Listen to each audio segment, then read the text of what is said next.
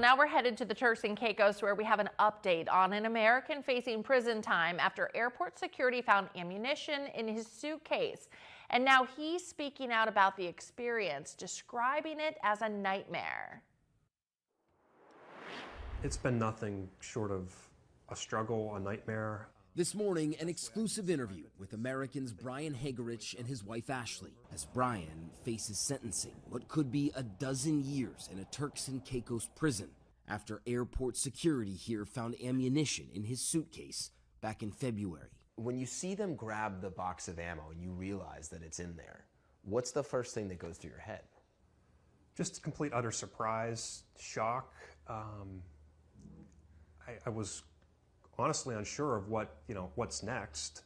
The family has been coming to Turks and Caicos for years, their kids aged 6 and 4, counting down the days each time before another beach trip. I would certainly say it was probably the best one that we've had yet. Vacation over, about to board a flight home to Pennsylvania, Brian says his name was called over the PA system. His checked bag had been selected for a random search. Authorities then found hunting ammo Brian says he'd forgotten was in there after a recent trip. In a matter of minutes, he was arrested in front of his kids and taken away. I remember pleading, can't we just give this to you? Can't we just pay a fine? It was an honest mistake. And it was a firm no. So it was quick, and the kids were crying, and we said goodbye. And just disbelief is probably the best word I can even use to describe it. Brian went to jail, spending 8 nights inside. Those were the absolute darkest days and nights of my life. A tough amendment to a law in Turks and Caicos set a minimum 12-year sentence for anyone found with illegal guns or ammunition. The State Department and U.S. Embassy posting advisories about the law. It was designed to combat rising violence and weapons trafficking in the island nation, but it's also ensnared Americans who say they're nothing more than forgetful tourists. So this is our sleeping quarters. Now, out on bail, Brian shares an Airbnb with another American recently charged under the law, Ryan Watson.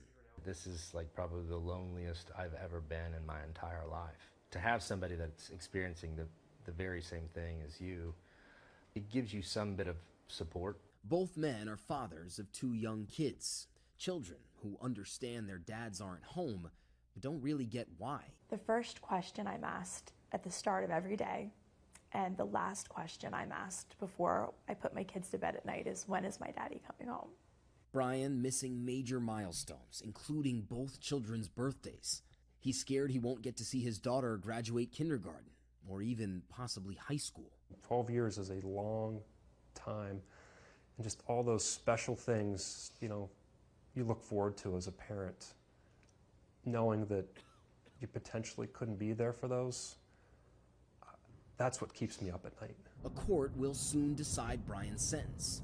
He accepts he did something wrong. What do you say to the people who say, look, you broke the law? It's a shame what your family's going through, but you broke the law here. Right. And I'm the first to acknowledge that. I take full responsibility for my actions. I'm not one that is out here asking for forgiveness and to just let me go away. There are alternative ways that this can be handled and dealt with that are within the laws of Turks and Caicos that will allow me to return home to my family. And we are just ever so prayerful that there's thought and consideration given that can allow that to happen.